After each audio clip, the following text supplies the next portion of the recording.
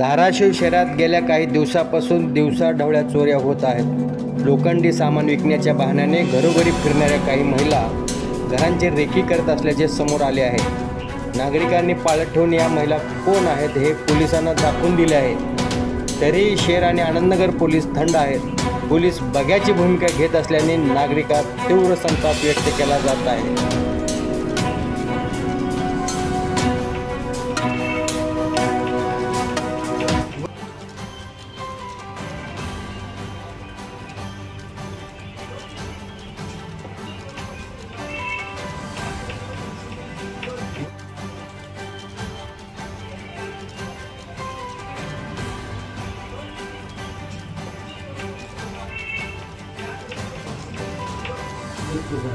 time फक्त मला सांगतो बस करा एवढं जाता नाही बस कुणीकडे गेले ना कुणी गेले टाइम फक्त मला सांगतो